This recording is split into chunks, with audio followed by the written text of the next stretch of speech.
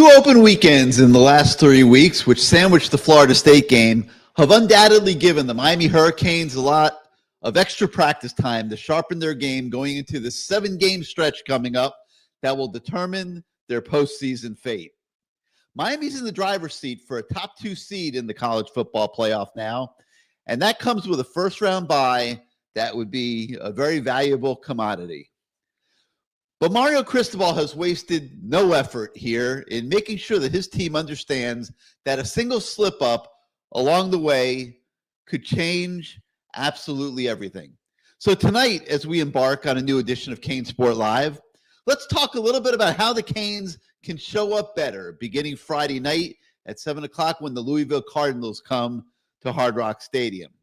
The offense can certainly become more consistent and explosive. And a big part of that would certainly be integrating running back Jordan Lyle and wide receiver JoJo Trader, two guys who before the season you might have said would be the most explosive members of that Miami offense.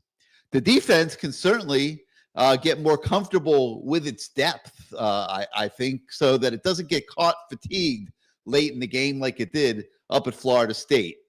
Of course, there also are many other individual players who could show development and improvement along the way toward that cause of making defensive coordinator Corey Heatherman comfortable with the depth that he has on his side of the ball.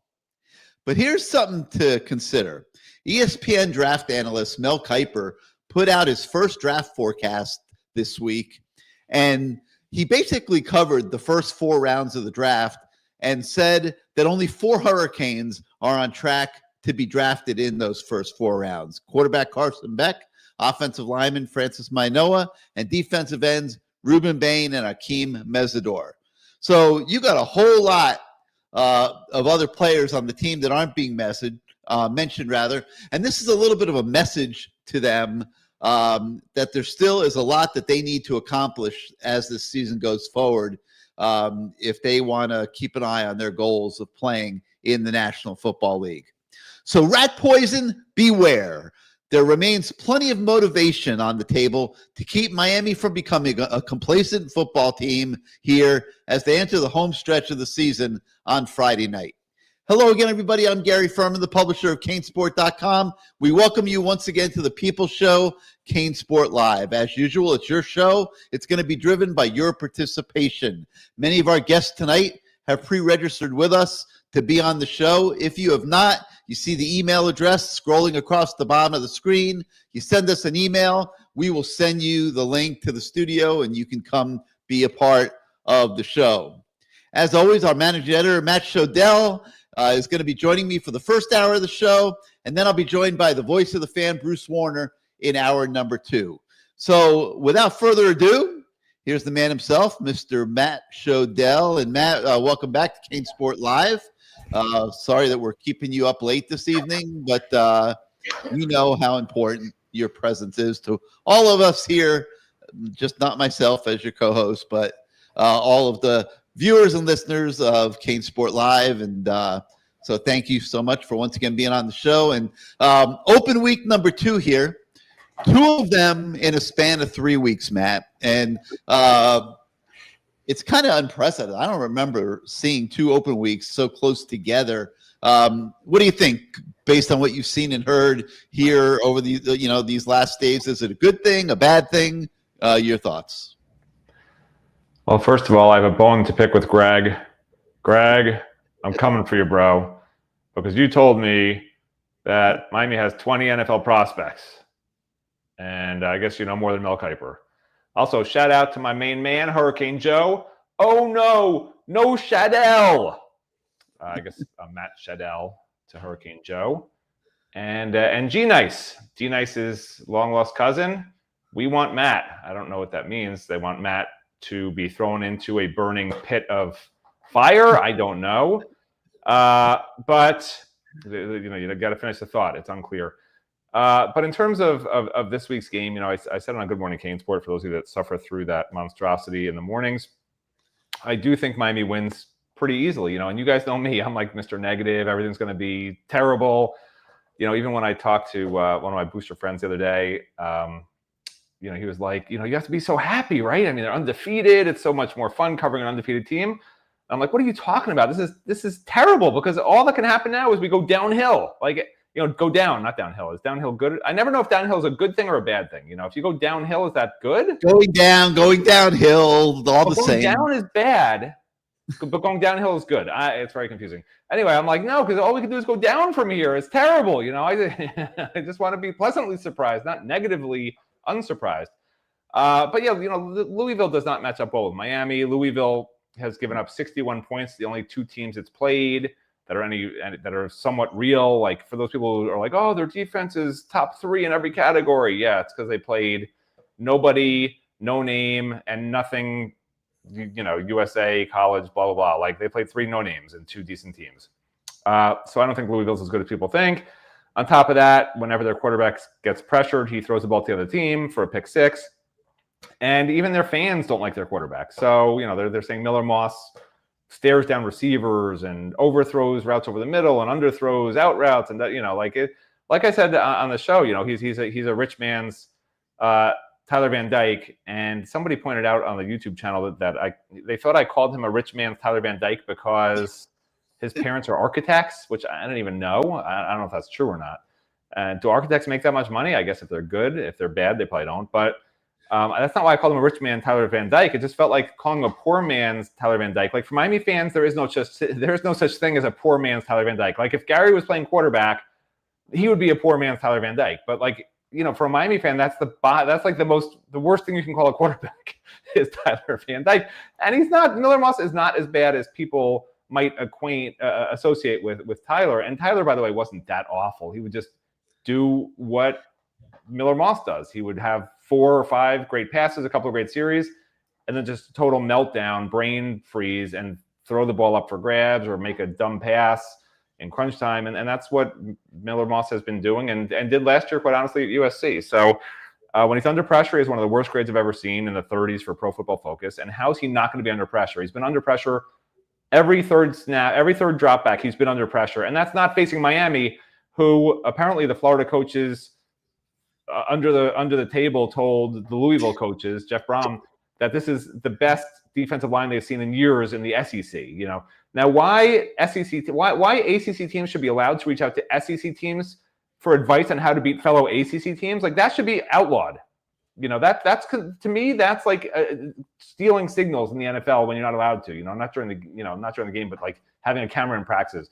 Like, if you're an ACC team and you're going to SEC teams to scout your ACC opponent, I mean, if that doesn't boil your blood, if Mario's not using that to tell his players, like, F these guys, man, like, that's just, I don't like that. That's not sportsmanship. To me, that's borderline cheating, and it's borderline insensitivity to the ACC. If I'm the ACC, I announce a fine of Louisville for talking to SEC teams about ACC opponents. I'm not even kidding. Like, I would fine them. I would fine them $1 million. All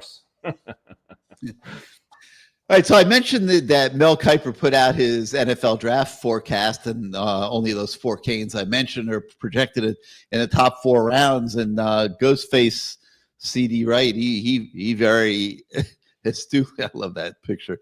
It's kind of like a Ghostface picture, huh, Matt? Wouldn't you say? Ghostface CD Wright 40. I mean, like, that's kind of like a Ghostface, right? Don't you think? I'm not getting involved with this conversation. Move along, please. Anyway, so he points out no Mark Fletcher mentioned on that list, and I was kind of surprised by that also. I thought Mark Fletcher's been playing at a top 4 round kind of pace here so far this season. Well, what do you think's holding him back right now, Matt? NFL-wise? Yeah. It's his speed. The NFL, they want everything in the NFL. Running backs in the NFL, for whatever reason, running backs are severely undervalued, because I think NFL teams have realized you can grab free agents, you can get guys in the last round. As a matter of fact, there was a last round guy, I think he's starting for the Commanders and playing really well. Like, you don't, look, if it's Notre Dame's running back, yeah, you need Jeremiah Love. Like, that guy is a combination of Marshall Faulk and a bunch of other guys, just you name stars that can catch, run with power, run with speed. Like, that's him. So he's special. But aside from those special guys, and I'm not saying Mark Fletcher's not special in his own way, but when I say special, Mark Fletcher's not Jeremiah Love special. Sorry, Miami fans. Like, he's just not. And unless you're running a 4-4 or in the 4-3s with his kind of power, like you're not going to be drafted very high. And will he be drafted? Of course he's going to be drafted.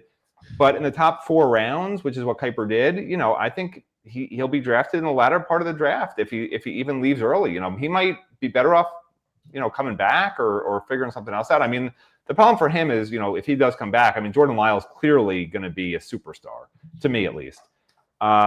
So do you want to come back and be the second fiddle? I don't think you'd ever want to transfer. So just being a Miami guy. So, it's going to be a tough decision for Mark. It really is.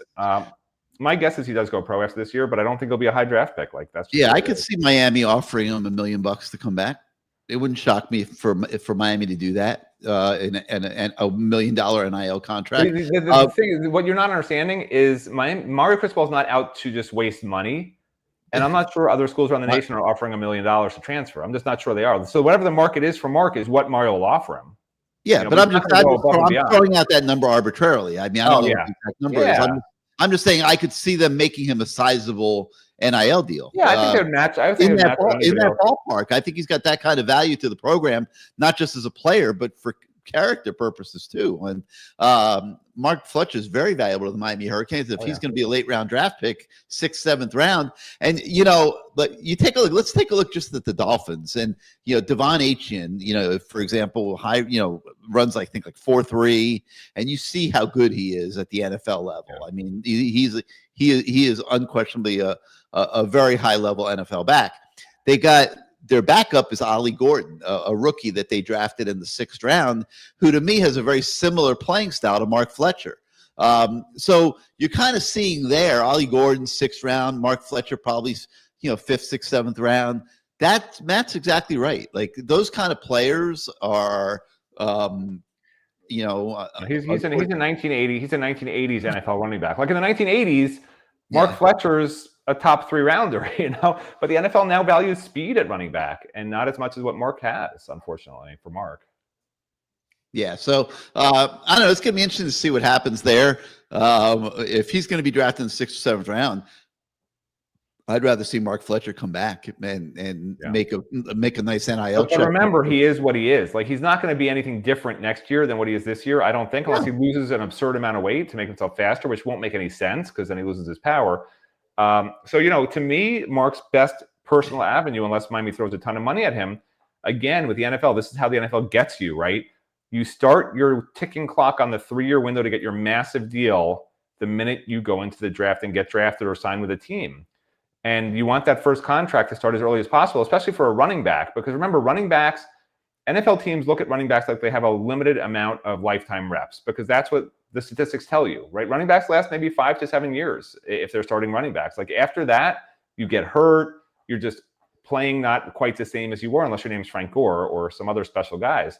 And with Mark's punishing running style, I honestly think it's probably going to be better for him to go pro and start that ticking clock on a 3-year contract without putting another 200 carries under his belt. But that 3-year window only applies if you make it. Correct. But if he's not going to make it anyway, what's the difference? There's a big difference. What if he can come back to Miami and make $1 million next year? And again, I'm throwing $1 million is the number. That's different. I'm pretty sure it would be somewhere in the $7 to $1 million range. Okay, that's what the market is for a starting level running back. And if he could do that and guarantee himself that, it might be better. It's going to be a tough decision. You're not wrong. Well, if you let me finish, I'll tell you why it's not a tough decision. Because take Damian Martinez, who probably could have come back. Right. If Damian Martinez comes back, they don't go, and get Marty Brown. Okay, Marty Brown, Damian Martinez, probably about the same level player, relatively speaking. Damian Martinez is on the practice squad, I'm pretty sure. Those guys make $200,000 a year. So if you're going to be on a practice squad at the NFL level, and that's what you're going to be, you're better off taking that extra year of college and capitalizing on NIL in today's world. Isn't that interesting that it's better for average players to stay in college, but at the same time, the colleges want average players. Not that I'm not talking about Mark now. I'm talking about in general. No, but I think you could be you've mentioned this many times. You could be a really good college player and just not fit into the NFL mold. Yeah. So the Mark Fletcher situation, it was a very good question. Yeah, I mean, look, if Mark's not going to make it past 3 years in the NFL, you're 100% right. But that's the math he has to figure out. That's why it's a tough decision. If he thinks he's going to make it in the NFL to year 4 in a second contract, he wants to start that clock. If he says, "Oh, I'm the next Damian Martinez," then of course you stay in college as long as possible. Become the next Cam McCormick if you can. You make a fortune that way. Yeah, well, the good thing for Miami players is they have a hotline to Alonzo Highsmith and they have a hotline to Dan Morgan, two very high-level personnel guys that will give them the real deal. And there's no excuse to make a bad decision if you're coming out of Miami. With all the respects to the agents who will be saying, "Oh, you got to go pro, you got to get to that second contract." Well, if you're not going to be an active player in the National Football League, the second contract is kind of irrelevant. Yeah. All right, let's go out to you guys now. Again, if you want to come on the show and you're not pre-registered with us, it's CaneSport@yahoo.com. Let's see. I know where I'm starting tonight. Okay, so this afternoon we have like a messaging system on our website, and a message comes through from T-Dog. Okay, and he says, "Matt, you owe me a shot tonight." Thank God he didn't say, "Gary, you owe me a shot," because I'm really not into drinking shots here on Tuesday night. I did it on the first night of the show for T-Dog. But I'm really not into Tuesday night alcohol. Okay, I'm gonna be honest. I'm not a degenerate to that level, like clearly T-Dog is. But he says, "Matt, hey Matt, you owe me a shot." Okay, and then he tries to take credit for predicting the score exactly correct of the FSU game, and then Matt tries to take credit for also correctly predicting the score of the FSU game. And I can't remember what exact score I said, but I know in terms of margin of victory, if I wasn't right there, I was a point or so off. No, just to be clear, I did not predict the score correctly.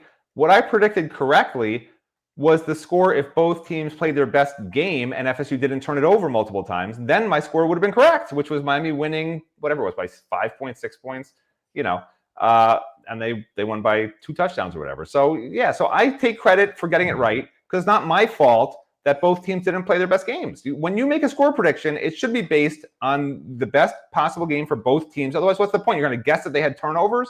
So I think he owes me a shot. You owe me a shot. Everyone owes me a shot. I think you got to go all shots because I'm not doing. Like I said, I don't do shots on Tuesday night. But T-Dog, welcome back to CaneSport Live. Did you get a haircut this week? Man, my hair always looks like this. What are you talking about? Okay. I thought it looked pretty fresh. I was thinking it's always fresh, homie. That's how we do. All right. So what say you, man? I don't even remember what you predicted, in all honesty. So I said that Miami was a double-digit favorite. They're at least double-digit better than Florida State. And I kept hearing about it's a rival game and it's the state of Florida, and and I was like, no, we're at least 10 to 14 points better, and we were. Now, unfortunately, that's not what the final score was. So, Matt, you do owe me a shot. Did you not understand? No. I told you? I don't want to hear the excuses, bro. Here's my shot of water for you.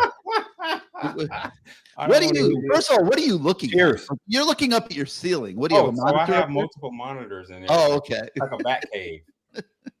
Yeah, I got you. Yeah. And so my camera is here, but like my monitor's over here. But anyway, so no, you owe me a shot, Matt. You owe me a shot, but it's all good. I see you're not a man of your word. It's all good. That's one. 2, Gary, I'm not a degenerate just because I'm taking a shot. Okay, it's random.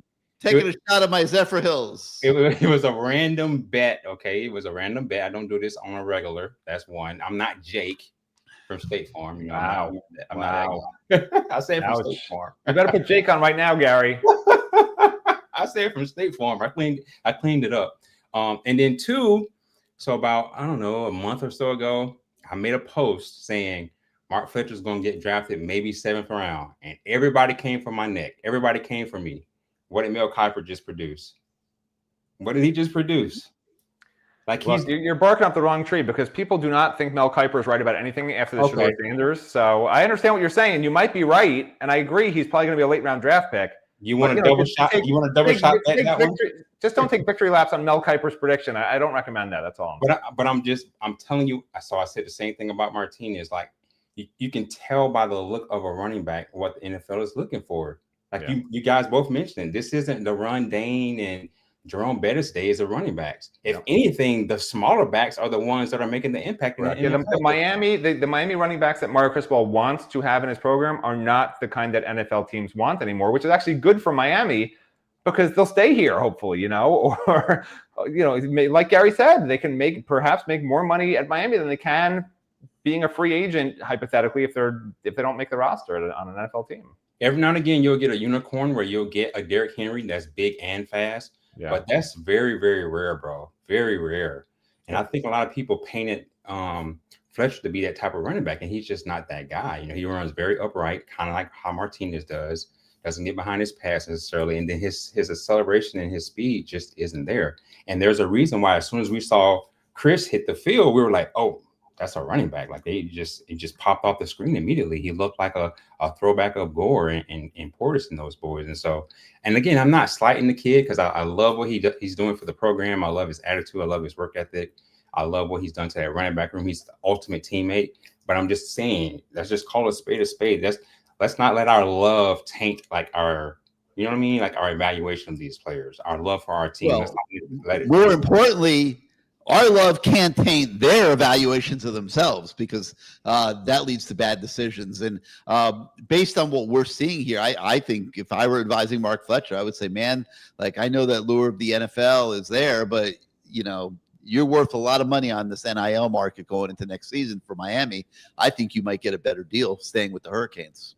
And I don't know about $1 million, Gary. I mean, but like kind of what Matt said, that's a lot of money. Well, let me tell you why it's not. Okay, there's a recruit, Derek Cooper from Hollywood Chaminade. Okay, he's good, good high school running back.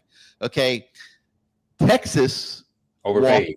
Walked in. I no argument for me, but they've dropped over $1 million NIL offer on that kid's lap, and that has polluted his recruitment with Miami.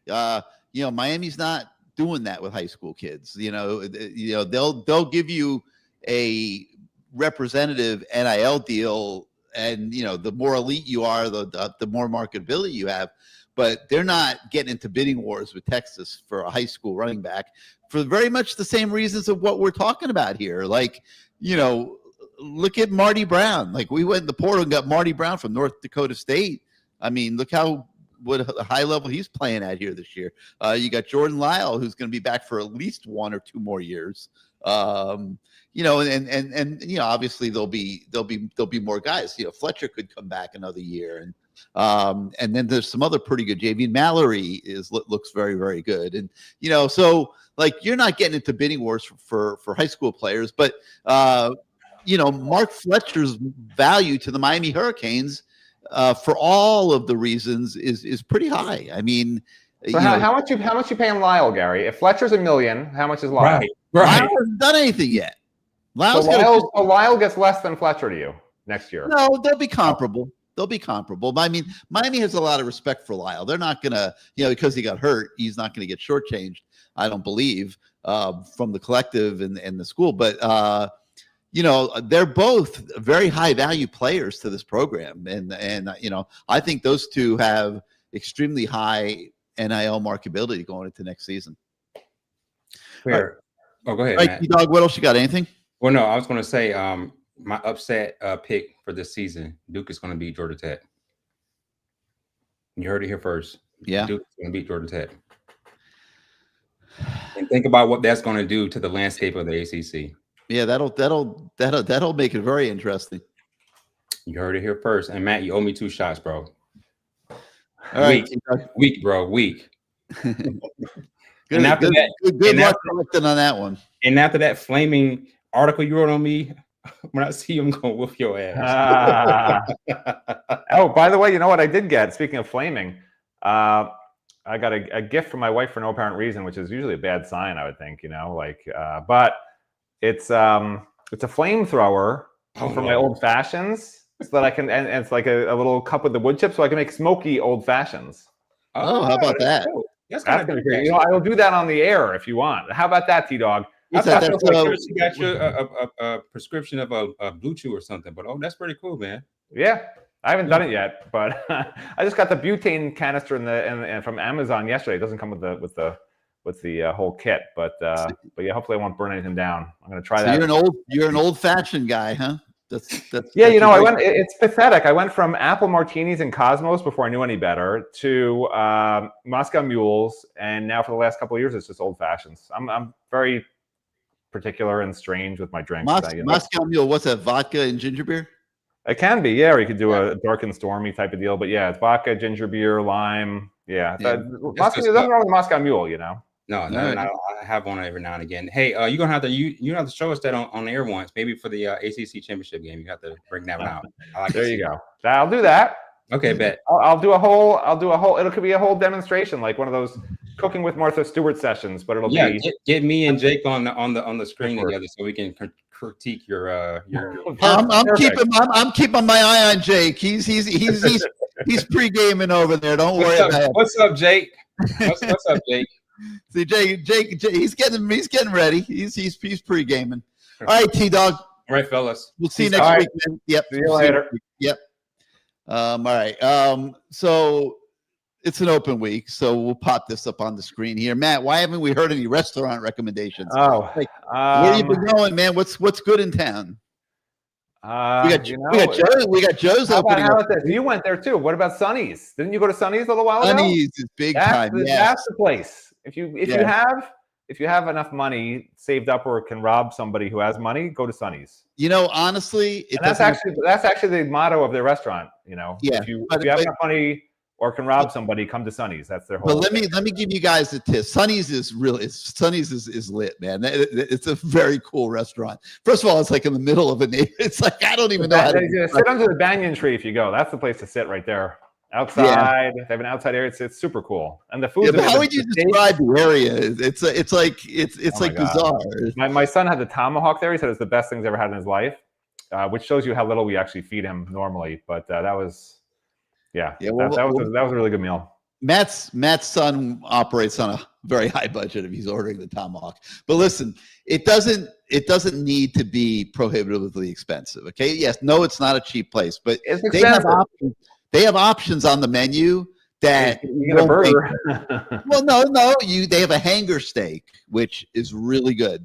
Okay, I'm not going to tell you it's a tomahawk. It's not, but the tomahawk will cost you probably $150, and the hanger steak will cost you $35. And then they got like pasta dishes and stuff. They have this agnolotti with crab, and that's like really, really good. And the Caesar salad is really, really good. And if you want to go to, and people don't care about this, but if you want to go to the best place, honestly, in Miami, it's called Boyer Day.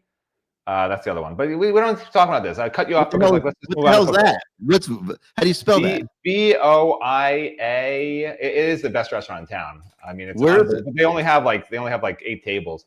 BOIA space DE, and you have to literally book a table. They book a month in advance.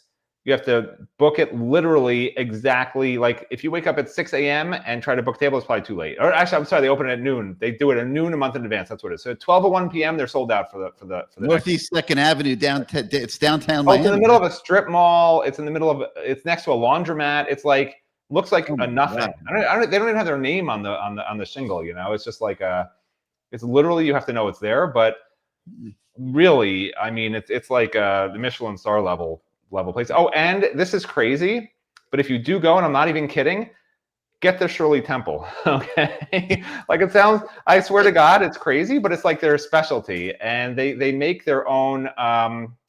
What's the name of that? What's this? The grenadine. They make their own homemade grenadine there, and when I tell you, like, it's actually the best children's drink I've ever had as an adult. I'm not even lying. And the food there's nothing bad. It's a long way from your Moscow Mules and your Woodford Reserve, man. Yeah, your old fashions. Yeah. Hey, and Joe's opens up this week, so that's always a good thing. So, Joker, I hope we helped you out there. If not, we can try to help you out more next week or whatever. But hope that gives you some places to go. All right, Greg, I see you in the studio, but I don't see you. Okay, I see a picture. There we go. Greg figured out how to work. Oh my God. He grew a mustache. That's why he wasn't on the camera for the last 6 months. Okay. Hello, Greg. How are you, Greg? Okay, Matt, What's up, first Greg? of all, relax, Matt. Okay, let's start with this. You said I said Miami had 20 NFL players. When did I say that, Matt? Last show you said how they No, have you tons of didn't. NFL talent. No, I didn't. No, we got And you somebody else? said Miami would be a 6.5-point favorite. They're 13.5-point favorite. Stick to your cooking and your bougie restaurants. You don't know shit about gambling.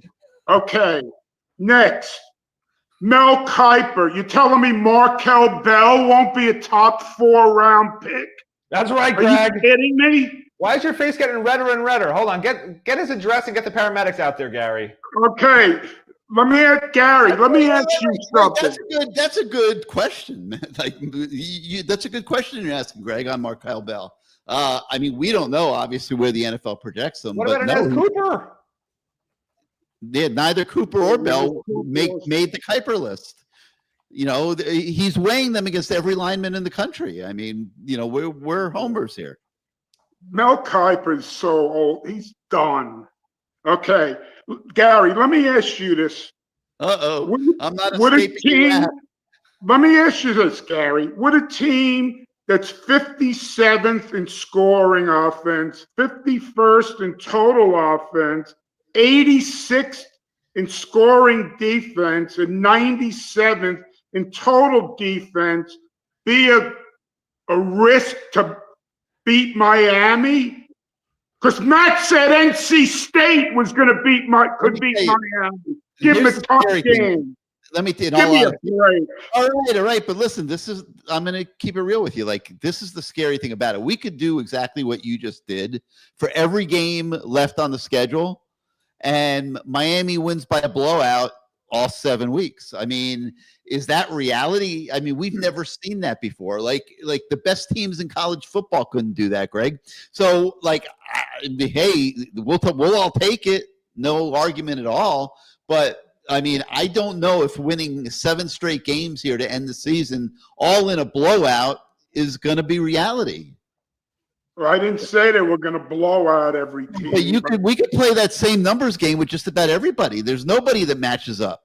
If you look at those kind of numbers. Okay. By the way, NC State, they beat.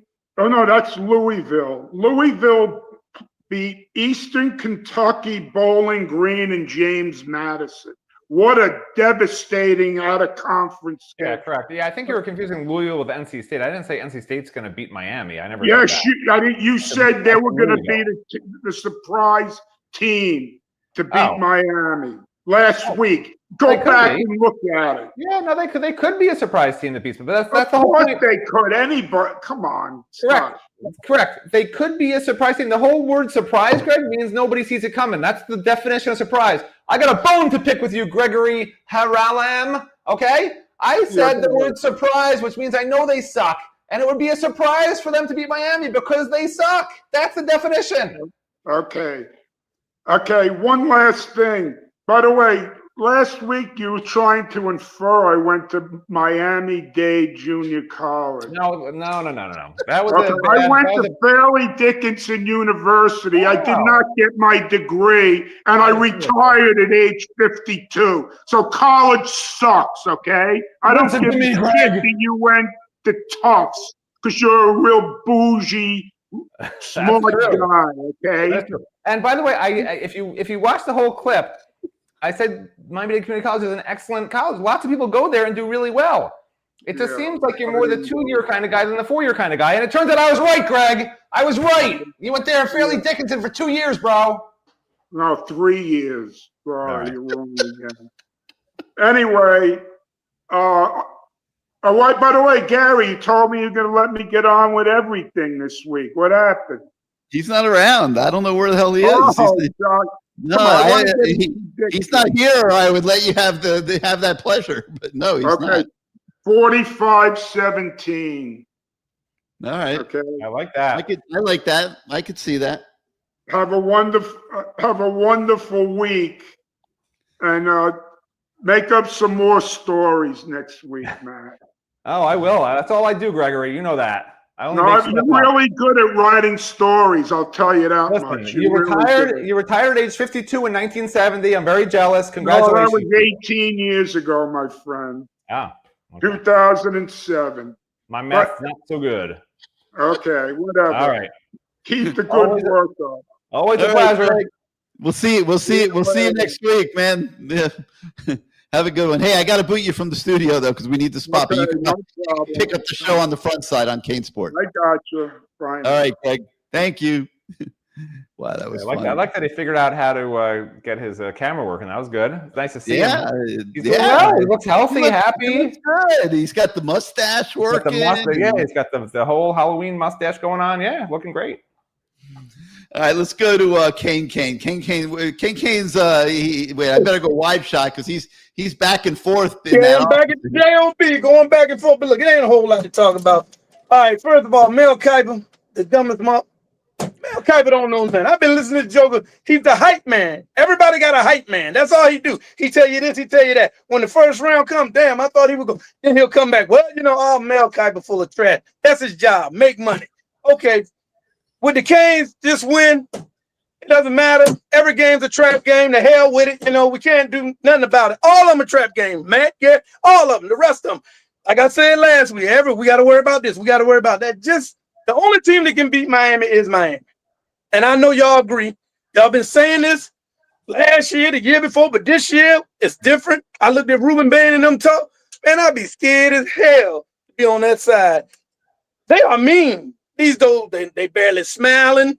They about business. They straight about business. So the only team that can beat them is them. That's it. Nobody else.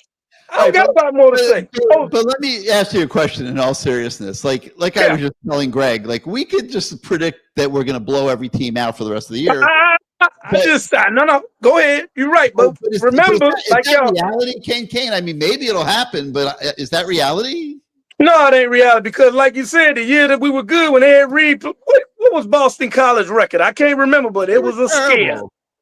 They were terrible. See, anything can happen. I think they were like an average team. Yeah, average team. As Matt said, it's hard to keep a team. They were better. We can go in here and do this, and we can go ahead and do that. Mentally, that stuff is hard. You just got to go out there and play your best. There's gonna be some breakdown, and soon as something go left, fans gonna go crazy. Should we run the table? Yeah, I seen FMU. Nothing special. I watched Louisville play James Madison in the first game. Nothing special. Duke, nothing special. Nobody special, even Georgia Tech. Miami is special. So it's up to them to try to maintain, stay level, and do what they do. So I ain't got no more to say. I'll be there Friday. I'm not missing Cane Walk. It ain't going to rain. I'm leaving my man house and walk across there. I ain't going to have his hat. Just look for a crazy guy.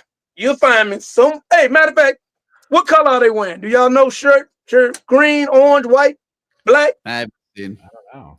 Oh, hell, I'll wear what I want to wear. It don't make no damn difference. Y'all saw that thing I wrote about people talking long. I ain't trying to make nobody mad at me, man. I just doing. Yes, last week I could do that. There's some talking people up here, but everybody want to talk. But I ain't going to talk long. I'm getting ready to get off. Oh, restaurants. I've been to Miami a lot of times. I ain't going to lie. Ain't too many restaurants there good, but if you want some good wings, go to Tootsie's. Forget the women there. Just go in the back, get your food. They got the best damn wings out there. Yes, I don't know if y'all can go to Tootsie's. I don't want to get y'all in trouble with your wives if you're married. Anybody? Hey, honey, it don't matter. Tootsie's and get some wings. Don't worry, I won't look at any of the girls. Oh, you gonna look? Cause you can look. Tell me I got to go eat the wings at Tootsie's.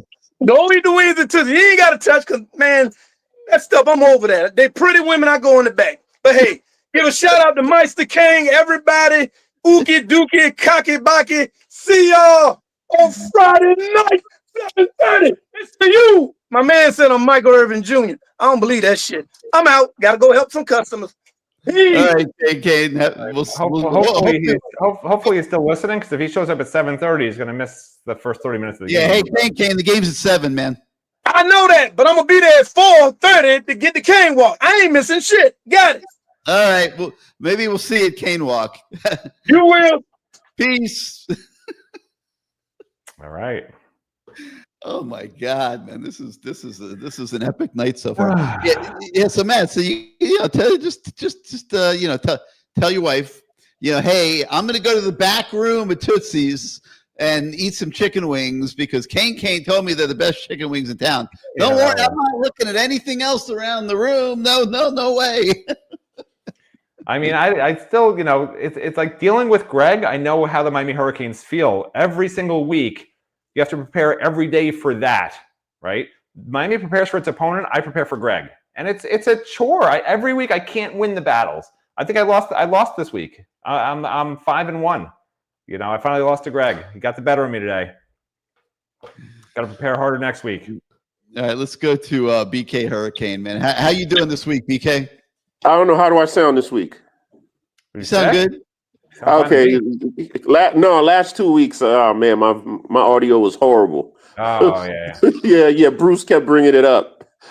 So listen, let me ask you a question real quick. Every day I watch these. They have these playoff projections, and like Miami's always in it. But then I noticed that if we lose a game, right, I think they're gonna FSU us. No. Listen, like you said, if everything works out as planned, and Georgia Tech, it's Miami, Georgia Tech in the AC championship, Miami, Virginia, and we lose. You think they're going to take us over a 2-loss SEC team? So you're saying we're undefeated with one loss, or one loss in the ACC? No, we have the one loss is in the ACC championship game. So we're undefeated. We go to the ACC championship and lose that game. Yeah. You're saying they won't make the playoffs because of that? Yeah, no, I'm asking you. They will make the playoffs. If they lose a regular season game and lose the ACC championship, I still think to make the playoffs, that makes you feel better. Then it's more. So you think they'll keep 2 ACC teams in the playoffs? Yes, I do. Yes. Yeah. Oh, and maybe even 3, depending what shakes out in the SEC. I can't see 3. Okay. I can't see 3. If Clemson and maybe Florida State would have taken care of business. There's 5 SEC teams in the top 10 right now. They're all going to beat each other up.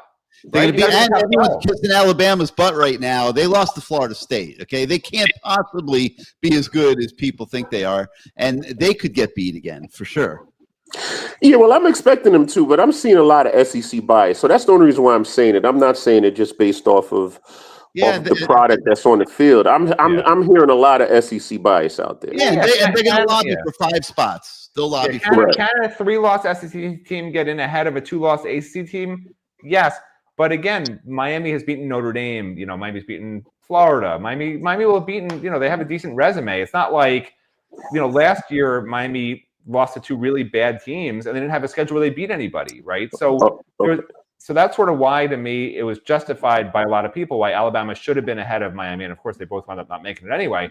But I get that. But this year, Miami had a much tougher schedule. There's no justification to me to do that this year. I do think Miami will win out, though. But I was just throwing it out there.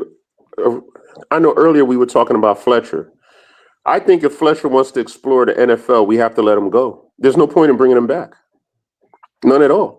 Well, what do you mean explore? What is that? What do you mean by that? No, I mean, let's just say if he wants to dabble and see where he could go in the NFL, and he kind of says, "Hey, I want to give it a shot." I think the coaches should just let him just go. Oh, instead of trying to talk him out of it. Instead of trying to talk him out of it. Mark Fletcher was smart enough, and I know his mom is smart enough, and he will get good enough advice that he's not just going to go make a stupid decision. He's going to know. He's going to know what his status is.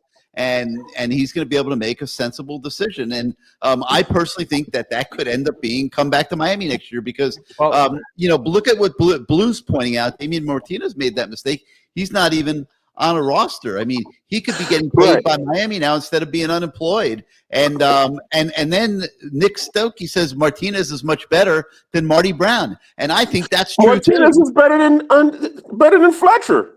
Might be. Here's what Gary, you're not understanding the question. He's saying Mark Fletcher weighs all the information. He's not just blindly deciding to leave. Weighs all the information from all the sources he's going to get, including Alonzo Highsmith. And he says, I'm going pro to the coaches. The question is, at that point, the coaches try to talk him out of it, give him more money to make him stay. And I agree with him. I don't think you should. If he's decided that based on the information, let him go because at that point, he's already made his decision based on the information he has. And you just wish him well. And we have too much talent in the running back room. We can't afford to lose anyone just to have Mark Fletcher back for 1 year. Gary, you just fell for the joke. His name's the Joker, and he put an LOL afterwards. He's kidding. He doesn't agree with you ever. He did agree with you, I think, because that was when you were talking about Fletcher getting money from Miami. And yeah, I don't disagree. Ghostface agrees with me too. He likes that $1 million number I threw out for Fletcher. I don't like the $1 million number for Fletcher. I don't think regardless of what it is, I don't think we'll need him next year. We'll have Shamar Brown. We got to give Jordan Lyle his shot. Yeah, then we get Pringle's waiting in the background. This Javion kid that we got coming in. Yeah, we can't. Gary's throwing $1 million to a backup running back. That's what Gary's doing. We can't afford to keep Fletcher and lose one of these good young backs. We can't. I don't know. We'll see. We'll see how it plays out. I think Jordan Lyle started game 1 this year over Fletcher. Yes. Jordan Lyle's playing no matter what. Correct. Jordan Lyle's going to be the starter. So why would you throw $1 million for a backup running back when you got plenty of depth? You have Marty Brown coming back, Gerard Pringle. You got two signees probably coming in. I mean, it doesn't make any sense the $1 million can be used so much better at other positions, Gary. I think it's crazy. If it's $1 million, I don't think it is, but if it's $1 million, which you keep saying. I think Mark Fletcher, the human being and football player, has massive value to the Miami Hurricanes. Take me on the team. Take me on the team for $1 million. I'm a good human being. I'll behave. Zero value. Zero value. Zero. I won't be negative at all, Mario, for $1 million. But we can't keep him. We can't keep him. And Jordan Lyle decides to say, "Well, they're going to give me $1 million, and I'm the starter."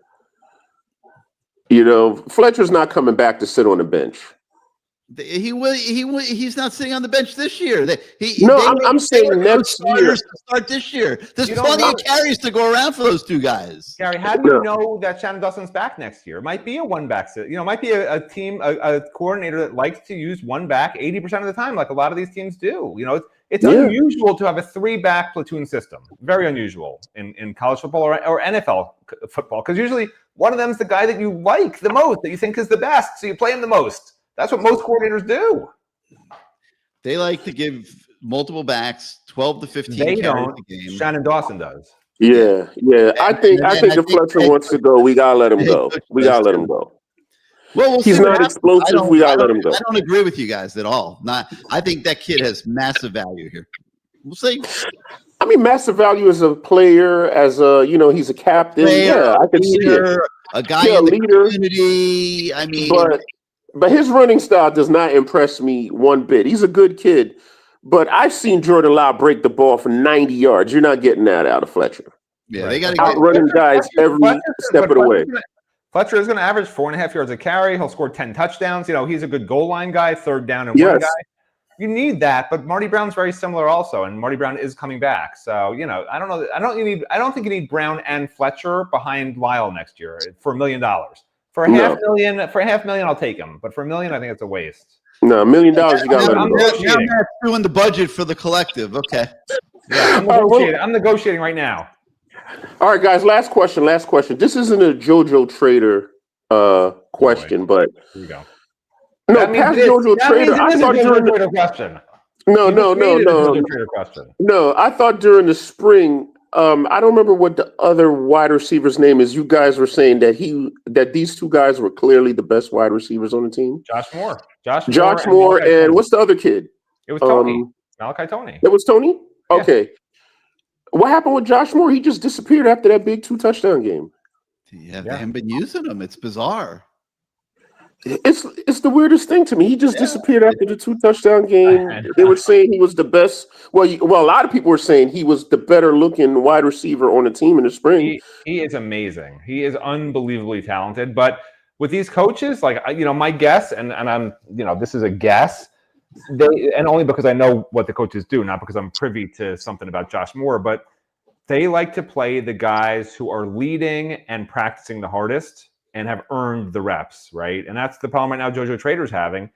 And I think Josh Moore has to prove it and earn it, because if he had done that, he'd be starting, right? But who was the third wide receiver this whole time when JoJo Trader wasn't performing? Keelan Marion. He's just been invisible for the most part. Yeah. Jesus Christ, this is crazy. They've just been rotating. Hey, by the way, Mark Fletcher's averaging 5.5 yards a carry this year, and he's got 5 touchdowns. Okay, Marty Brown, as good as he's been, is averaging 3.9, has 4 touchdowns, but is averaging a yard and a half less per carry than Fletcher. And I would argue that Jordan Lyle, when he gets healthy, will certainly have numbers at least at the Fletcher level, if not higher. So, I'm telling you, Mark Fletcher and Jordan Lyle as a tandem in 2026, to me, has massive value for the Miami Hurricanes. Not at the risk of losing Pringle or Pringle's got to wait his turn or be the Samora Brown. Nobody's waiting nowadays.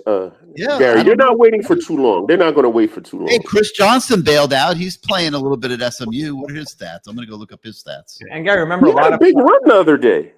He had a good return, yeah.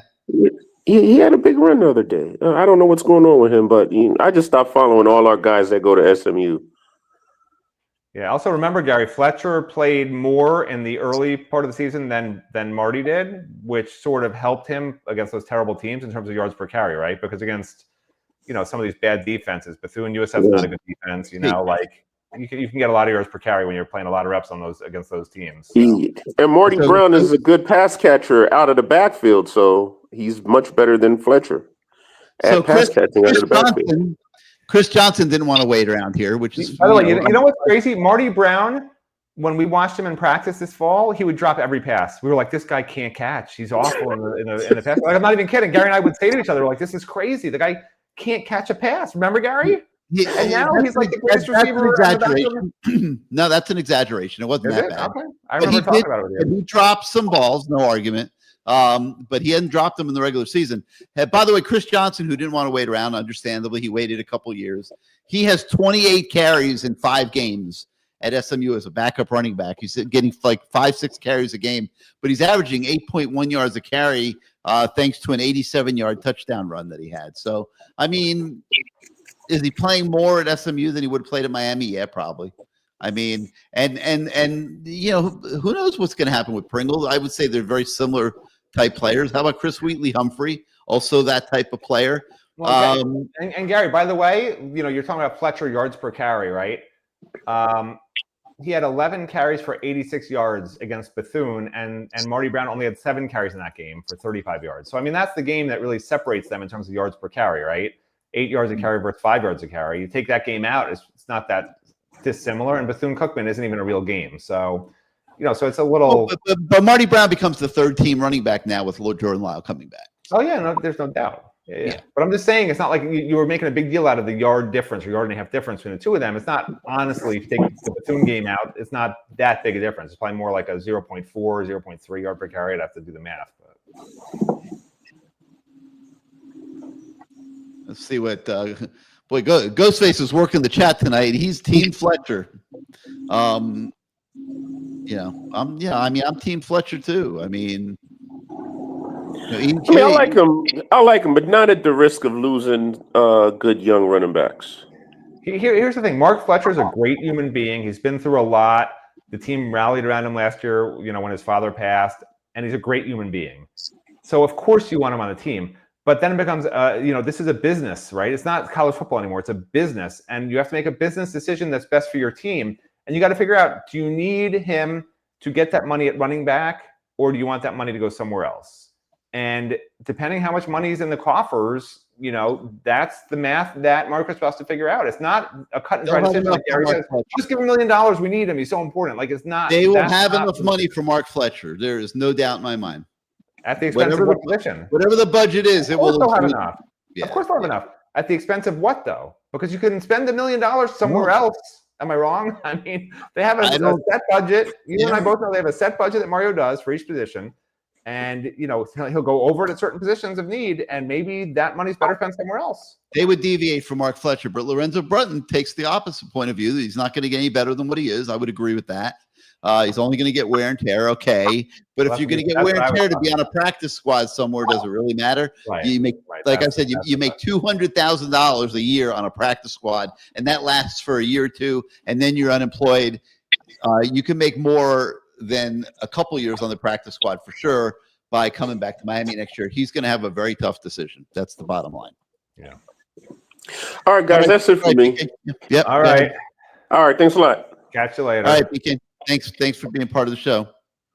All right, let's see where we're at here. Chris Brown, by the way, makes a good point. He doesn't like to talk about Fletcher. I mean, we don't set out to talk negatively or positively about anybody. We just share our honest opinions. And is Fletcher a speed power combo back that's like a top NFL talent? He's not. Like, that's just the truth. It's okay to say it. Is he a great player at Miami in the system they have with his offensive line? Yes, there's no doubt. And he's doing a great job this year. And he did a great job last year and the year before. He's a great running back at the University of Miami. And what Gary and I are talking about isn't if he's great at Miami or not. What we're talking about is he worth $1 million to be a backup running back next year? Because yes, Jordan Lyle, coaches privately will tell you, is an insanely talented back, like not a one in a lifetime, but one of the special ones, right? Because he does it all. He's got that speed, the power, the pass catching, everything, right? And Mark is not a fast running back. Like, that's just, it is what it is. If Mark was fast, if he was a 4.4 guy, then he'd be an elite college and NFL running back. But right now he's not. He's just not that speed right now. That's all. All right, Lorenzo wants to know what the weather's going to be Friday. Right now, I don't know where you're getting 73% rain. I'm seeing 21% rain for Friday. Look a pretty good looking day. So Miami, Ohio has 73% rain. He's correct. He's not wrong. And Ghostface is telling us that there's orange jerseys coming on Friday night with white with white pants. So if he's right, wear your orange to the game on Friday. All right, let's go to Sebastian. Sebastian, welcome back to CaneSport Live. How you doing this evening? Pretty good, man. I think we got a real big game coming up on Friday. But Matt says, don't worry about it. Don't worry about it. Louisville's offensive line is terrible, and I think that's probably where they're going to get exploited. My concern for the game is I don't think Miami's played from behind at all this year. And I think Louisville is a team that can kind of put points on the board. And what happens if you go back 2 years ago, I think Louisville, did we jump on Louisville or Louisville jumped on us? And it was like 14. I think it was, I think we scored the first touchdown and then Louisville scored like 3. And they went into the half and then we were in a dogfight. And we just didn't hold up because we didn't have the depth on the team. So, but Matt, you're saying don't worry about it. You've been right all year long, and I'm concerned about this Louisville team. So ease my mind. I have not been right all year long. I think I was wrong once. No, I don't know. I don't keep track. It's not like it's not like college game day where I'm keeping track of my record each week. But yeah, preseason I was definitely wrong, right? Because I said I had to pick 2 losses. I was picking Florida and Louisville. I mean, I'm not wrong about Louisville yet, but I've changed my mind on both Florida. I changed that after game 2. After week 2, I changed that. Monday morning quarterback, Sebastian. Correct. Because I actually make predictions, Gary, unlike you, who refuses to say who they might lose to. So God forbid. But yeah, I posted on the board last week that, I researched all the opponents Miami has the rest of the year. None of them are even close to Miami's talent level on either side of the ball. And ESPN had that analytic that Miami has the highest percent chance of going undefeated in the regular season, higher than Ohio State. But it's only 29% because each game has its own percent chance they could lose, obviously, right? You got to add up all 7 games. But, do I think they'll still lose a game somewhere? I think that's a 50-50 chance it'll happen, in the regular season for sure, because, it's a grind. It's just a grind. But I don't think Louisville's it because when you look at this Louisville team, their quarterback play has been so inconsistent. And the matchup of that offensive line having a lot of problems. I think they gave up a handful of sacks to Virginia against Miami's defensive line, which is way better than Virginia's. Like, that's a massive problem. Like, I don't care what Jeff Brom tries to do. Like, if your offensive line isn't blocking anybody and you have to do max protect and send out 2 guys on routes every time, you're going to lose the game. Like, you don't have a chance because Miami can score points. So I just, this is one of the few games where I'm honestly not that worried against the team that actually is decent. just because I don't think the matchups favor Louisville the matchups anywhere. don't favor Louisville Anywhere. at all here. Yeah, I agree. I don't think I'm not so much concerned about the matchups as so much as I'm intimidated by Jeff Brown, the coach. Oh, look, Louisville, because he seems to always be able to do more with less. He does, Yeah. absolutely. He just, when we lost that game 2 years ago at Hard Rock, I mean, what did he take, like 40 transfers that year? I mean, he just put pieces together. And that was a game where I just definitely saw that we didn't have the personnel, because I think that tight end had like a record-breaking day. I think he had like 9 catches, over 100 yards. He's just the kind of coach to me that I'm just always skittish, because he always seems to like scheme up a brave plan that really just kind of exploits us. And it's Friday night, it's at home. I don't know what the crowd is going to look like. I hope they come out with a lot of energy. They're coming off of a bye. And I think Mario has gotten better with the teams performing well off of a bye. Remember how we just sucked every time we came off of a bye? Yeah. But just ease my mind, man. I'm just telling you, this is 2 weeks in a row. I'm telling you, I'm worried about Louisville. Yeah, I'm not worried about Louisville. The team that can beat Miami has to have, in my opinion, a great pass-catching tight end and a great pass-catching running back and a decent quarterback and a decent running game. You have to have all 4 of those things, because the Miami's linebackers and safeties have not shown they're very good in coverage so far, okay? They just haven't. Like, they've been beaten in coverage. As a matter of fact, the most targeted groups, targeted more than the cornerback. Pittsburgh could be dangerous. Correct. So that's what I was getting to. So a team like Pittsburgh could be an issue, okay? But when Jaleel Skinner is your main tight end threat at Louisville, like, I'm not going to say that's a matchup I'm worried about. Like, that's their tight end.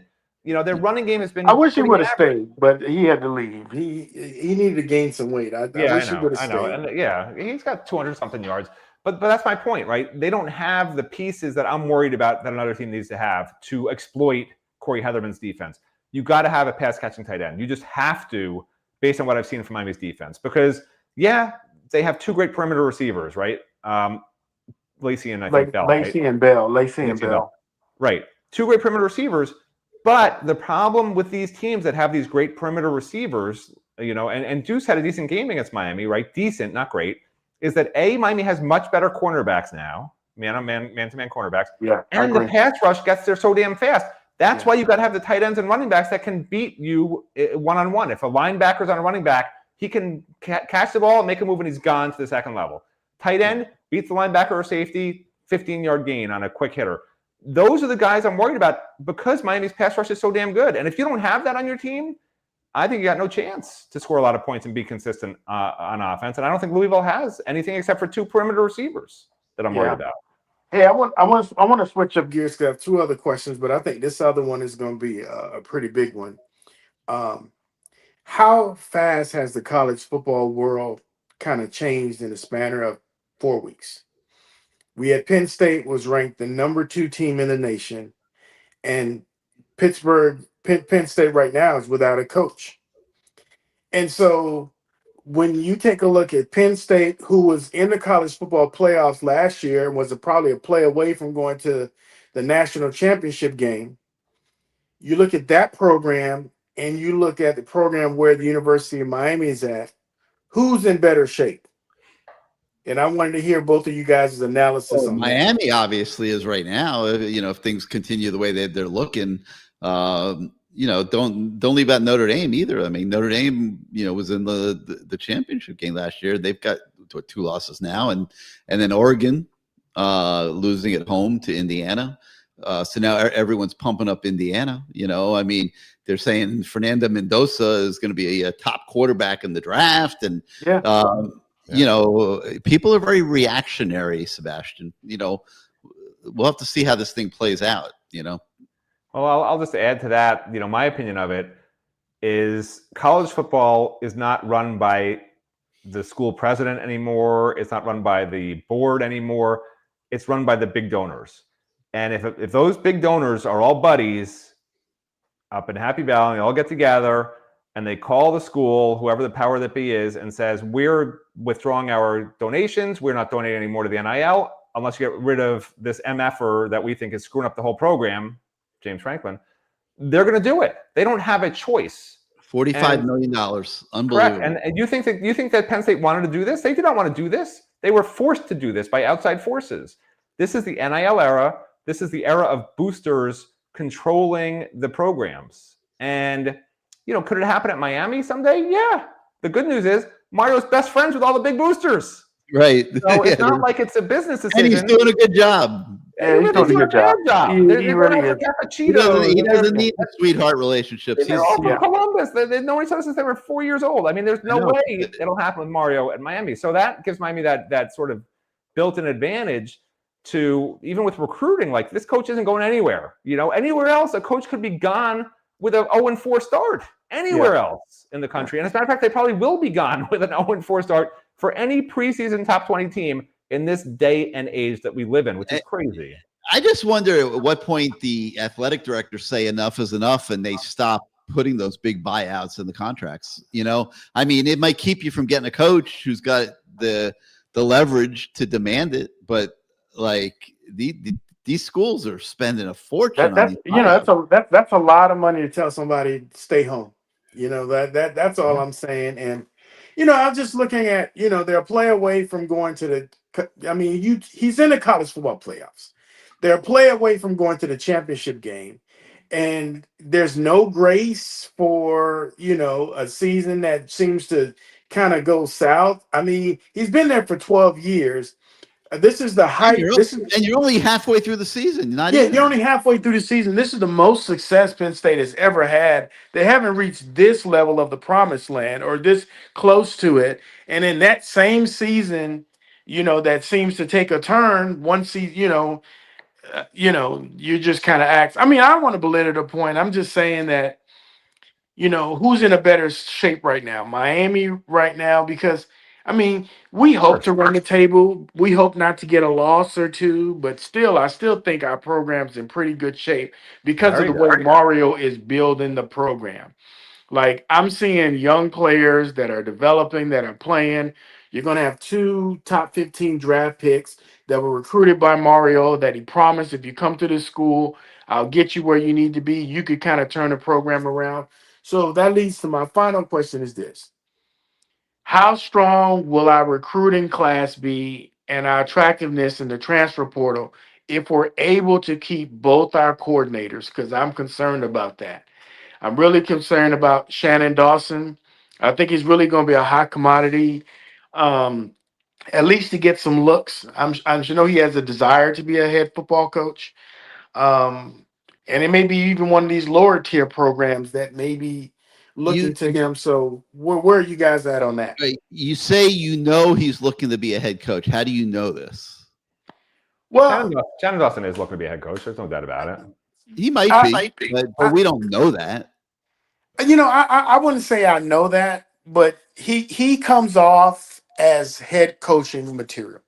I said when Manny Diaz was here and the previous coach was here, I know Miami was going to get to a level where they were going to be very, very competitive, when their assistant coaches has the credentials to go on to be head coaches. If you look at all of our previous assistants, you haven't seen that. You look at Jimmy Johnson. How many of Jimmy Johnson's assistants went on to be head coaches? Oh yeah.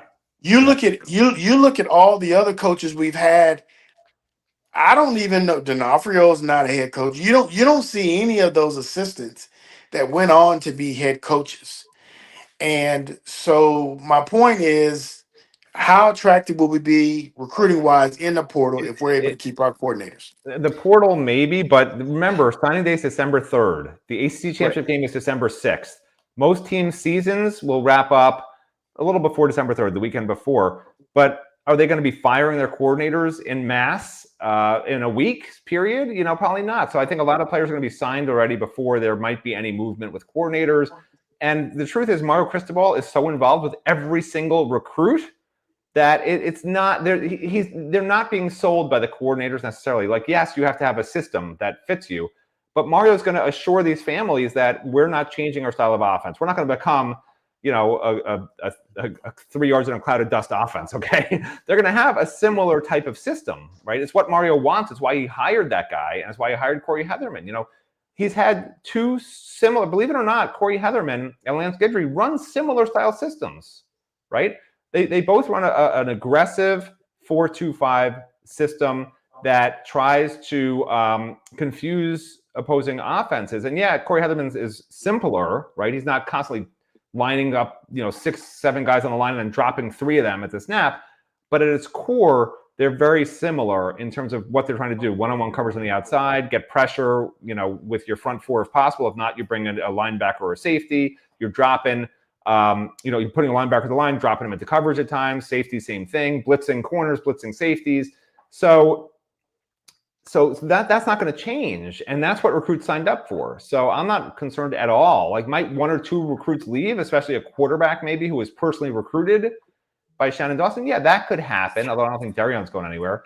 But I don't see an impact at this point with Miami cruising the way it is, with having a coordinator leave, with having anybody leaving. It's not going to be like the Penn State situation or anything crazy like that. No.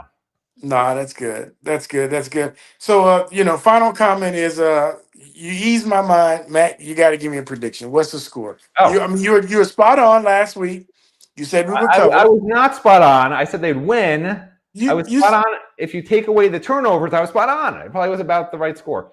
So again, this is with the caveat that both teams play similarly. In other words, if Miami turns it over 2 times, Louisville turns it over 2 times. If Miami has 80 yards in penalties, Louisville has 80 yards in penalties. I'm not anticipating, 5 fumbles by Louisville, and now Miami wins 42-0. Okay, so my prediction, again, if you take away some of these turnovers and you try to figure out a score afterwards, the score will be 34-17. Boom. Sounds about right. Done. Miami wins, by the way. For those of you wondering if I'm predicting Louisville to win, it's Miami winning. Okay, 34-17. My thing froze. All right, we'll 34-17 see. Miami. Yeah, just want to say, man, you guys have been doing great work. I hope you guys took some time off during the bye, because we got 7 full stretch games that's going to be ahead of us. The team I'm worried about in the ACC is 2 teams. That's Georgia Tech and Pittsburgh. Georgia Tech, because if we can learn how to handle that motion and all that stuff, where our defensive backs don't get, mixed up, I think we'll be okay. Pittsburgh, just because I don't like when Miami plays in the cold late in the season. I just never do. Yeah. So, all right, Sebastian. Appreciate it, guys. Talk to you next week, man. Those are some good calls today. Other than Greg, they were all really good calls. Yeah, other than Greg, it's been great. Adam says Shannon Dawson to Penn State. Who says no? I say no. Not happening. Al Golden all day long. No, they're trying to get Matt Rule from Nebraska. It'll be interesting to see if they can pull that off. They might be able to. All right, Matt, it's time for us to let you go to bed. Any closing thoughts? I would just say that, fans that are upset about the whole Mark Fletcher thing, again, great person, great college running back. We're talking about NFL prospects for him and NIL money if he's worth $1 million. And it's okay to talk about that. Like, God forbid we talk about any Miami player and say anything except he's the greatest player ever. He's worth $10 million. Pay him whatever it takes. Keep him here. Like, we're not here. Well, I'm not here to be a homer. I can't speak for Gary because, Gary is but like, that's where that's coming from. Okay. We're not trying to be mean to anybody. We're trying to be informative and have a conversation with fans. That's what the show is about. And of course, upset everybody along the way because that's what I do. I can't help it. Hey, if Derek Cooper's worth $1 million, Mark Fletcher's worth $1 million. All right, Matt. Okay. See you guys. See you next week. Yep. All right. Let me just, there was one other comment I saw here. Mario's hit 2 home run quarterbacks in the portal, but would love to see him land one of the top quarterbacks coming out of high school. A stud that we have for 2-3 years starting versus one and done. It's not as easy as you think, man. It's like you got all these high school quarterbacks, and if you're not going to get them cheap, okay? If someone's ranked the top quarterback, whatever, they're not coming cheap. And what would you rather do? Would you rather go to the portal and pay a little bit more and get a guy that's proven, like a Cam Ward or a Carson Beck, or do you want to roll the dice on, Kyle Wright, who's the #1 quarterback in the country coming out of high school? And that's just one example, obviously, but they're signing high school quarterbacks who have an equal opportunity to be the guy. And once you sign and you get here, the onus is on the players to get good enough to where they don't have to go to the portal. I mean, if Luke Nickel or Emory Williams is good enough to be the starting quarterback on next year's team at the level of Cam Ward and Carson Beck, they would love to save that money and not go to the portal and be able to use it in other areas. But that may or may not be the case, and time will tell on that. But I don't think it's as easy as people think it is. Oh, geez, we're just going to go out and recruit a top high school quarterback, because you don't really know on a kid coming out of high school. You know, there's a lot of kids coming out of high school that project to be good quarterbacks that don't ever make it. So anyway, we'll see what happens. All right, now we're going to bring in the voice of the fan, Bruce Warner. Bruce, thank you for being patient. Had a lot going on this show tonight. Like I had a choice, you know? Oh, no, man, it's been a little crazy here tonight. No argument. You know, I never get on when Greg is on. He's always on earlier than me. What exactly is going on between? But you're going to get it. You're going to get everything this week because he's coming on next. Coming in. All right. But any opening thoughts from you, Bruce, on coming out of this open weekend to Louisville?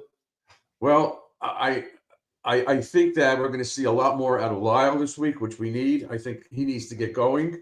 Yep. And I do think JoJo's going to play. Yeah. I don't know how many snaps he's going to get, but I think he's going to help. It'll probably depend how he does.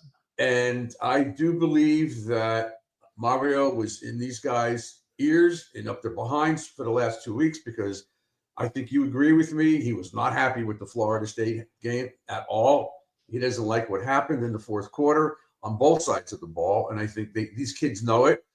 I think this is going to be the most complete game we play all season. And I think we beat them 37-17. 4 touchdowns, 3 field goals. I don't see Louisville scoring in the 20s. I just think that both sides of the ball are going to be jacked for this game. This is a big game. I don't think he's happy with he's thrilled about the 5 wins, but I don't think he's thrilled about some of these comments that we've heard in the last 12, 13 days, how they play like crap in the fourth quarter. They didn't play well against the Gators for a while. They blew a 14-point lead against Notre Dame. I think he's had enough of that. Don't you agree? I do agree. I think I'm pretty right there with you on that score prediction too. But listen, we got to have balance on this show. Okay, we can't be homers.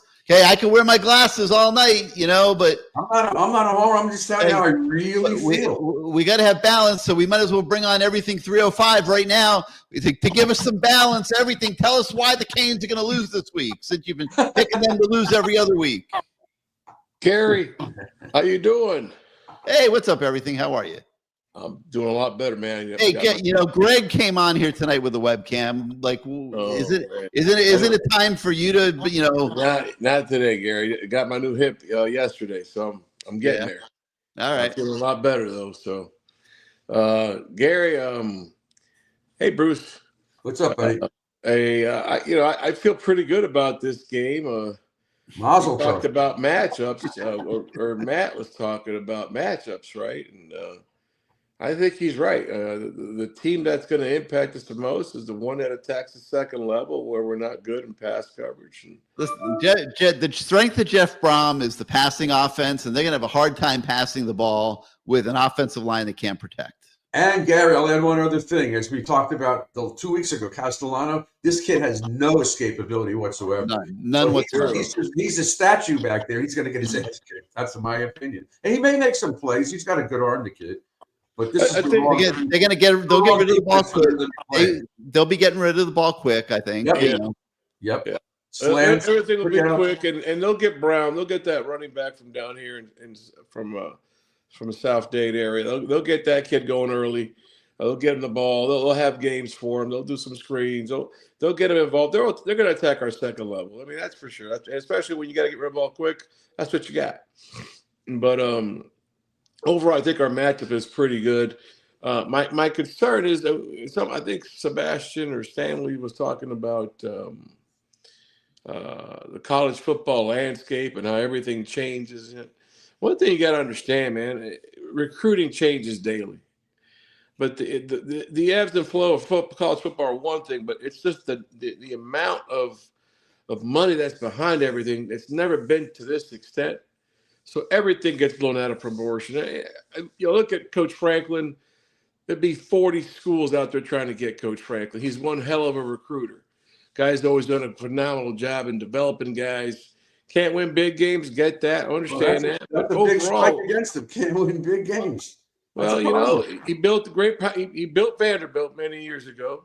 Didn't get much credit for that until the very end, and gets a good job and just can't make it happen. Sometimes you just can't. You fall short, and that's part of life, gentlemen. That's something we think that that's easy to come by. Look at what he's had to do, and somebody else mentioned, coordinators and coordinators becoming head coaches. Traditionally, if you're every year, if you're not worried about one of your coordinators leaving, that means you got the wrong guy at that job. You want those hot commodity guys. There's some lifelong guys that just don't ever want to be in that chair, and they end up, basically going ahead and doing that role. But for the most part, being a head coach in today's football is hard, man. It's ridiculous. It's ridiculous. You Look, can't. before you give up Florida State, you got Napier to Florida, who still doesn't want to have anybody helping him call the plays, which is absurd. And up in Tallahassee, you got Norvell, and they've spent $200 million for the stadium. They haven't put it into the recruiting. They haven't done any. They do the portal, but you know what their biggest problem is? Mario Cristobal. That's their biggest problem, because their recruiting is for crap, because they're dealing with a guy like that who's getting most of the really good players. So if you're not putting the money into it, you don't have a good coaching staff that can recruit, and you've got Mario in the state, you're behind the eight ball. Both of those teams are in trouble. And it's funny, but we forget, Bruce, and if you've ever had to pay your bills based on what you're doing with kids, you have a different perspective, I think, altogether. But the way you look at it is what he built at Memphis was beyond remarkable with very limited resources. He did a great job at Memphis building that up. The coach that left earlier, he went to Virginia Tech, and he didn't do too well at Virginia Tech, but he was a big part of that. The guy's been around he's a quality, top-notch coach. He schemes up very well, but things aren't you got to have chemistry and continuity, and the things that you need in place right now aren't there for him. They were early on when you beat Alabama, but that's week one. And unfortunately for us, I don't want to see that guy get fired. I want Florida State to win the rest of their games. Well, then why don't you fork up the money? Kind of hard to do on my pension, but we'll give it a shot, Bruce. Maybe you can help me with all that big lawyer money you got. Not a problem. But again, it's just it to them. I hear you. Again, it's just you look at quality guys, and you just know it's part of the business. And today, the way it is today, I don't understand. The Chip Kellys of the world, they're right. They're correct. It's not worth it anymore. But another question I had, and Bruce, you've been around for a long time, not calling you old, but you know this program better than anybody. Not better than Gary, but I'm there. Yeah, go ahead. I'm older than both of you, but whatever. How old are you? Too old. How old are you? Too old. I'm 78. Oh, you are older than me. Okay. Yeah. But the one thing I'll say is a guy like Randy Shannon, if Randy would have had all these resources, Bruce, and I really want to hear your perspective on this. Randy would have had all these resources. You think he would have been okay? Think he would have won some big games? That's kind of tough, because Gary and I know him, and he's a stubborn SOB. Yeah. He's very private. I don't know. He did get screwed. He didn't have the budget. I get that. It's hard to predict. I mean, he got the job. He wanted to hire Dirk Cutter as his offense coordinator, but Dirk Cutter needed to make $1 million, and Randy wasn't even making $1 million. There were no resources in the program whatsoever. He ended up having to make bad coordinator hires from day one, and it was set up to fail. I mean, so could he have made it with the resources of today? Yeah, I mean, he might have, because he would have gotten everybody from South Florida. I mean, Teddy Bridgewater would have come here. Amari Cooper would have come here. And then who knows what that would have led to. I mean, it's hard to predict with certainty, but with the resources to hire the level of coaches that those resources allow you to hire, Randy might have had a shot, because he had the capability to recruit because of his ability to develop relationships in South Florida. I had a follow-up question to that, but for both of you. So if Golden didn't fire, if he would have fired D'Onofrio, he might have a real good defensive coordinator. He still may be here. Yes, I agree with that. I think you're absolutely right. Yeah, I think you're absolutely right, Bruce. Yeah, Al Golden was a heck of a coach. This again. He was a very good coach, Al Golden. I'll make another prediction. Had Butch gotten the money he wanted, he wouldn't have gone to the NFL. He might still be here too. He'll be here now. Yeah, 5 or 6 national titles under his belt because Butch. That was horrible that he left. Horrible. And that's why when you're talking about these coordinators, I mean, when I look at Shannon Dawson, man, I see a guy that's like just coming into his wheelhouse as an OC. I mean, he has evolved here at Miami and become more of a complete offensive coordinator because he's embraced the running game and has learned to incorporate the running game into his passing concepts. And they're really operating at a very high level on offense now here at Miami. But that's with the capability to get the level of players that they're getting. Is he operating at this level if he's the head coach at Rice and he can't go get Cam Ward, he can't go get Carson Beck? Has he been a head coach, Gary? No, right? No. So my point is, like, he's not getting the Penn State job, okay? With all respects to Adam. I mean, that's not happening. Right. So he's not getting the Florida job either. He's not getting the Florida State job. So if he goes to be a head coach and money, if money alone is the agenda, you got to take the head coaching job because you can go be the head coach at Rice and make more money than you're going to make as the coordinator at Miami. But you could be at the coordinator at Miami making a couple $1 million a year into infinity. I mean, at the level that you're coaching at and the quality of players that they're proving that they can get. I mean, I don't know, man. Like, you better have a burning desire to have to deal with all the crap that these head coaches have to deal with. Gary, he would have to get himself one hell of a staff. If he gets a good staff, he could be like a Toledo or something like that, and become and then it's stepping stones. You just don't go from here to the NFL. No, I don't know what he wants to do. You got to ask him. I don't either. I haven't had that conversation with him. He's the guy that could get. I'll give an example. He's the guy that would be in the running for the Duke job if it opened up tomorrow. He would be just on what he's done on offense alone the last couple of years. Manny, let's say Manny gets the job someplace else or moves on, whatever. Let's say the world's aligned and he gets the Penn State job because Matt won't leave Nebraska, and they go with Manny. And that Duke job opens up. He's got a chance. He definitely has a chance. Dawson has a great chance to get that job. He does. I mean, if Brett Lashley is SMU, maybe. I mean, I don't know. What about Vodtech? Isn't that job open? Yeah, it will be. It will be. Yeah. I mean, we got an interim in there now. Is trying to man, I'm just telling you, man. If you're a head coach today, you got so much that you got to deal with, and man, if it's appealing to you to just be able to be a play caller with all the weapons that you're able to recruit at Miami, that extra $1 million a year, is it really that important? Like, you're working all the time anyway. I mean, how are you spending it? Like, you have a little bigger house, maybe. I mean, man, I don't know. Me personally, I would think long and hard about it. Yeah, I agree. But a lot of people, they want the money, and you're seeing how these coaches that become head coaches get paid. I mean, Ed Orgeron's talking about coming back, after 4 or 5 years out. I mean, I think maybe Heatherman could command a higher salary because what he's done is just mind-boggling after last year's defense. Yeah, this guy can coach. No, they're going to pay their coordinators here. There's no doubt in my mind. They're not. Yeah, they're going to value them and they're going to pay them. Gary, it sounds like Coach O's running out of money.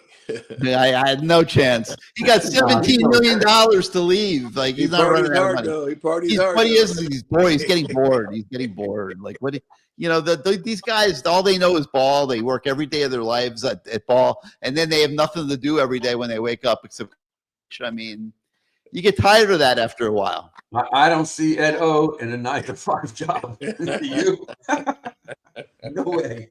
Unless he owns the bar he's working at. That's about it.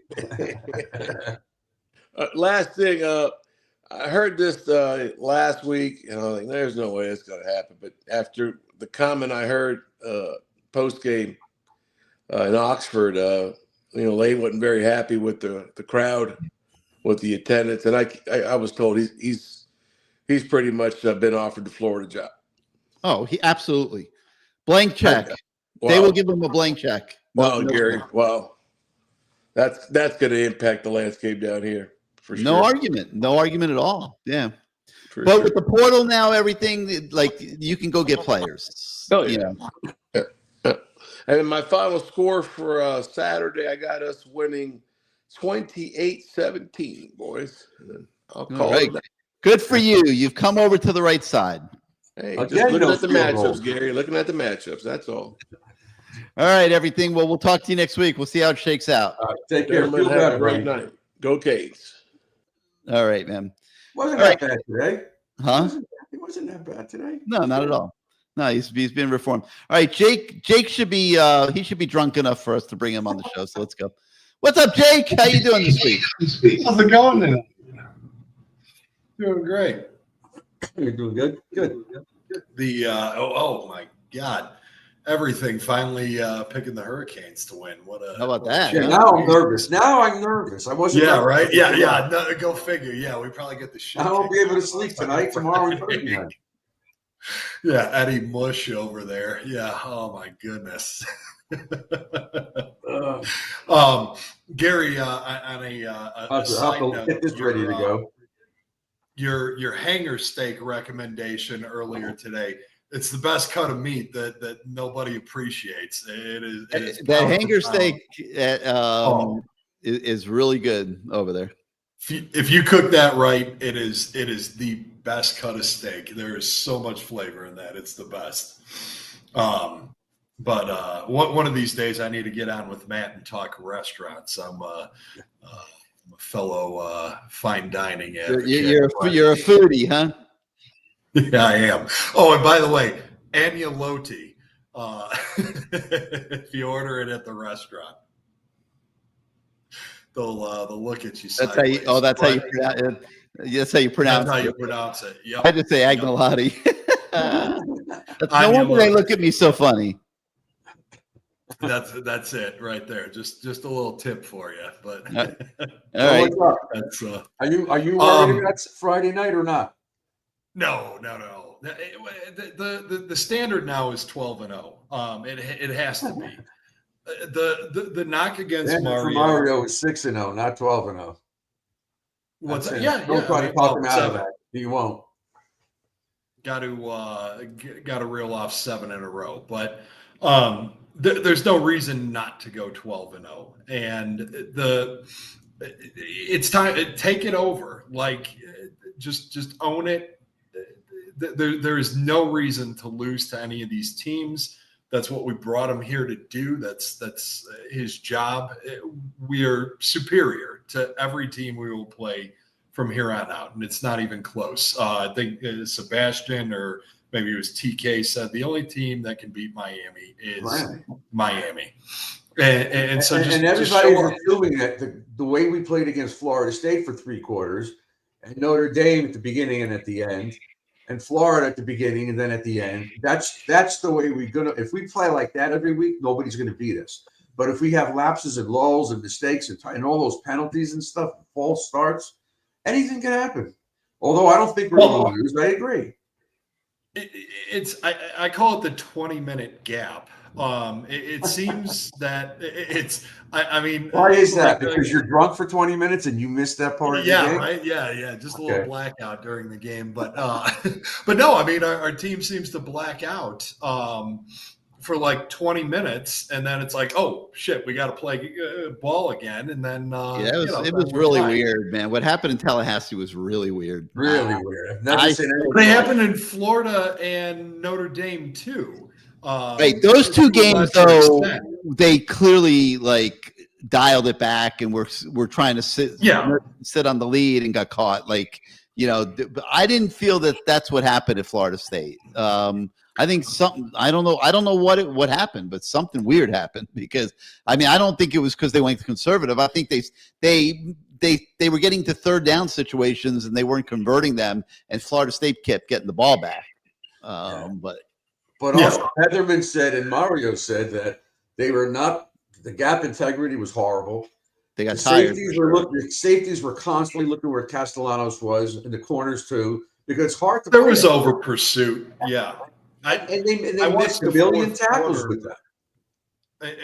I watched that I think 4 times, and there was definitely some over pursuit. Even Bain, he was a maniac. Bain was like flat tired. Like Yeah. he went was 77 tired, reps. and I think he was pissed that he didn't get any sacks in that game because he was terrorizing that backfield. He was in the backfield the And whole night. in the backfield, and then Castellanos went meep, meep, and then he took off just like the road. Yeah, like just missed him by literally like you said, the road runner. Just missed He was him in the by backfield a every play. And I'm telling you, I still think Reuben Bain as a defensive tackle would be Warren Sapp part 2. I really do. In the NFL, I think Aaron Donald part 2. Yeah, I think he's a 3-4 defensive end. Like when he gets to the NFL, I think a team that runs a 3-4 defense is going to want him as a 3-4 defensive end. Reuben Bain, as good as he is, and people are talking about him as a Heisman candidate, he has 2 sacks through 5 games.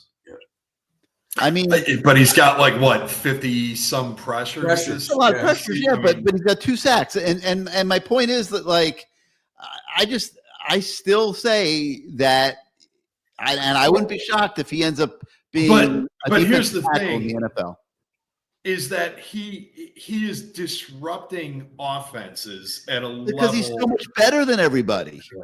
But they're having like the quarterback, like Lagway wasn't holding the ball for 2 seconds. Lagway got the stamp and he wanted it gone because he didn't want to get picked and he didn't want to get smashed in the face by Bain. Listen, he could play linebacker in college and be great. Like he's so much better than everybody else. I mean, there's a reason he's got to be a high first-round draft pick. There's a reason they're talking about him as a Heisman Trophy candidate as a defensive player. He's phenomenal. He's great. His motor is crazy. And even if that's going to be rewarded this week, Aaron, like I said before, because this kid can't run. No, he's gonna run. Maybe he'll get 3 sacks. There's a couple of games coming up where Bain should tee off. The SMU quarterback could run. He's not bad. Did you see him at the? I rewatched the end of that game several times. Oh my God! At the end of that game, he was pissed. Like Bain was. Oh my God! The look on his face, he was furious. And but that's the difference this year. That is why this team has national aspirations, is because like we kicked the shit out of them for 45 good minutes and still won well, and yet there were guys who were like pissed at the end of that game. Now, one phrase we have not heard since he's been here: country club. Country club. We haven't heard that at all. And these kids have bought into this, and they know that the coaches were mad about what happened. They should have annihilated Florida State, put them out of their misery. And I said before when I first got on, I think this is going to be Miami's first complete game of the season come Friday night. Yeah, hopefully. What's the weather looking like? We just had somebody say it was going to rain. But I don't know why. There's no rain in the forecast. There's no rain. Good. Yeah, no, get a dry game and just let them tee off. So you guys were talking earlier, Mel Kiper. That guy's he's irrelevant. He's a really good friend of mine. In fact, I go so far back with him. When he was dating his wife, I was giving him the dating advice. That's how far back I go with Kiper. Hey, you know what? The guy had a nice 40-year run, but look at him, man. He's making money and he loves what he does. He doesn't give a damn about it. Look. He's still racking up those dollars. He's still as plugged in or more plugged in than anybody. But I'll tell you this, Gary. When I was close to him in the 80s, early 90s, when our guys were really good, and all the players I know, he would call me and ask me, "What's your opinion of this guy? What's your opinion?" And he would put it in a book. I let out a little secret there, but he uses a lot of people. Well, those guys, of course, that they got to have a lot of people. I mean, a good scout, a good personnel person has plenty of people at every school. Like I saw a scout, I'm not gonna say who he was or what team he was from or whatever, but I saw a scout at Miami, I guess it was yesterday, who was out in the parking lot talking to one of the staffers from within the program that works with the kids off the field, and I'm sure he's picking their brain on players. Like, good recruiters talk to janitors in high schools. You can't be good at those type of jobs without having a huge network. Yeah. Oh no! I mean, I don't think he has the juice that he had, but hey, still. Anyway, that the Mel Kiper thing wasn't what I think. This team reminds me a lot of the 2023 Michigan Wolverines, where they had one JJ McCarthy went in the first round.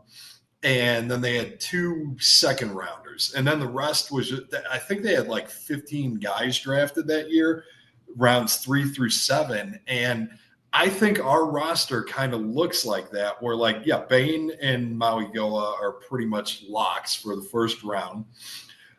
Beck and maybe Messidor. There may be I think Messidor's putting money in his pocket this year, because he's riding off the coattails of Bain, and every time they say Bain, they say Messidor. Yeah, he'll be a second round pick. Yeah, this may not be like in Alabama or an old Miami Hurricanes team where you got 6 or 7 first rounders here, but I think you've got 12 to 15 guys on this team that are capable of being drafted. If you just go, the offensive line has 4 alone. Quarterback, CJ Daniels, the defensive line. Even the freshmen are making names like Malachi. Well, yeah, like Malachi Toney will get drafted. And the kid with the three picks, he's really good. Yeah, Fitzgerald. Yeah, he's great. Right. They're loaded now. They have a lot of talent, and Mario's it's not going to drop off with the way he recruits. They've done what they had to do. They started with the trenches, and they're building out. He knows exactly what he's doing, and I don't see them having much of it. They may lose 2 or 3 games one year, but as long as they have a quarterback that's good, they're going to be fine. We'll always have, the talent this year in wide receiver. This year, I think the landscape of college football. This kind of reminds me of. I think it was the 2007 season where everybody was 11-2. I think Miami's going 12-0, but there's no team that's just definitively head and shoulders above. And I think if you took the U off the side of the helmet, or if you put us in the SEC, there would be plenty of people out there saying we are the best team in football. Ohio State won it last year, so you give them the benefit of the doubt. But there is no team right now that scares me. It's not to say that we couldn't be beaten by another football team out there, but there's no team where I say, oh my God, if we had to play them, if we got matched up with them in the playoffs, they just run us out of the stadium. I don't see that. So, take the past out of the picture. There's no reason not to have that championship expectation on this season. You're talking about Miami. Yeah. Okay. I don't think there's portal switches everything. You take a Washington State kid, he comes here. Now they have another Washington State kid who goes to Oklahoma, McKeer. And he got hurt, but in 2 seconds you turned your program around. He shouldn't have played last week, but that was rough. Whatever. Yeah. He did. He did. Yep. He sure did. That balance. But I don't think Florida State has the foundation. What I mean is our offensive line and our defensive line, they don't compare. That's the big difference. We're just and I saw that guy. What's his name? One of the bald guy that's on YouTube all the time. What's his name? Pate. Yeah, he was out the game, and he said he walked out there, and when both teams came out, instantly he knew, oh my God, Miami's so much bigger than Florida State. Wow, he was blown away by it. We're just much bigger. So, two things to hit on there. Everyone says they look like an SEC player. I say, fuck that. You know what? It's over. They look like a Miami lineman. There you go. Screw this SEC narrative. Right. That's what Mario came here. That's in the past. Mario's and the young guys coming up look the same. Like you'll see how big these kids they're are going to be monsters. Yeah. So screw that. Enough promoting the SEC. They look like a Miami lineman. The other thing, and to why I think it's so essential we go 12-0. Bury these Florida programs dead in the ground, 6 feet under. And like rebuild that state of Miami. And to me, to do that, like just take all the wind out of their sails and just do what all the negative recruiting is said cannot be done and run the table. Nick Saban, when he was at Alabama, after his first year, he was 96-1 against unranked opponents. He won the games he was supposed to. Do that, get to the playoffs, and rebuild that state of Miami and say, look, that's it. We are the standard. Florida State isn't. Florida isn't. Yeah, but Gary was talking to somebody about Kiffin. If Kiffin goes to Florida, what's your thoughts on that, Gary? They'll be back sooner than Florida State? Oh, yeah. Yeah. I mean, I don't know who Florida State is going to end up replacing Norvell with, because I do think they're going to have to move on from Norvell. But I think Lane Kiffin at Florida will carry a lot of credibility and will build that program back very quickly. Do either of those programs have the juice to pull that trigger? I don't think Florida State does. I think Florida could definitely end up with Lane. Florida maybe, because I think Napier's like $26 million or so. Yeah, and I think Florida State would pay whatever they have to pay. So yeah, it would be a bidding war probably to get Lane. Man, you're talking that's $100 million turnaround. I mean, because you got $50 million on Norvell, and then you're going to have to pay the guy. I don't get how these people do it, but. I mean, that's taxpayer money too. I mean, that's crazy. I know. I don't know how these schools are getting away with that. And they just spent $200 million on the stadium renovation too. That's a lot of money. Yeah, a lot of money. Man. Well, the stadium, at least that's an asset, but hey, this is an off-the-cuff comment, Gary. Between Florida State and Florida, knowing that it looks like both of these coaches are going to be gone, is there such a person or people at Miami that are already scouting some of those kids that they may want to bring in? Not that you can say it publicly, but 100%. Yeah, I want those Desir boys back in Miami. I want those Desir brothers. Oh my goodness, we need that Vince Robinson. He's pretty good. Of course, yeah. No, without a doubt, there will be there will be a strong. Real quick, and then I'll go. How did we miss those Desir brothers? Holy shit, those kids are pretty good. I mean, I don't. I mean, I don't know. I really don't. I hope Mario goes and poaches them after. Even better if Norvell stays. Say, hey, look, you want to stick around with this bum and lose? They could, 5-6 or they could be shooting higher. They could be shooting higher. Jake, defensive tackle is the one spot right now where. You know, they're gonna be shooting much higher than what they have been there, I think. Right. So we'll see. All right, Jake. Hey, he's a true freshman. Those are good kids. Yeah. Good talking to you, Gary. Big win. Yep. See you next week. I'm sticking with my 3 touchdowns. So keep drinking, baby. Keep drinking. All right. All right. More wine, my man. We'll see you next week. All right, let's go to Adam. Adam, welcome to CaneSport Live. Hey guys, how are you tonight? What's going on? Not a whole lot of much. A couple things. One, and I didn't get to ask this question last week. Did Mario say anything about the penalties? Because then we have like 14 for something, and then you had the Keelan Marion penalty, which wiped out, a 55-yard touchdown? Yeah, we didn't talk about it too much. I assure you it has been very strongly addressed on the practice field. Yeah. Like, he's not going to throw them under the bus, Adam. Yeah. Well, I'm not going to say throw individual players, but just talk about the penalties in general, not only the personal fouls, which they got to tighten up. But I mean the illegal procedures, the false starts, like the false start on Bell, which luckily didn't hurt us on the Tony 4th down touchdown pass, but could have. The offensive line has been getting flagged way too much. The Keelan Marion illegal motion was unforgivable. They got to tighten it up. You know, you can't. You're not going to survive. with those kind of penalties on a regular basis, and they have addressed that. I guarantee you, often in the last week.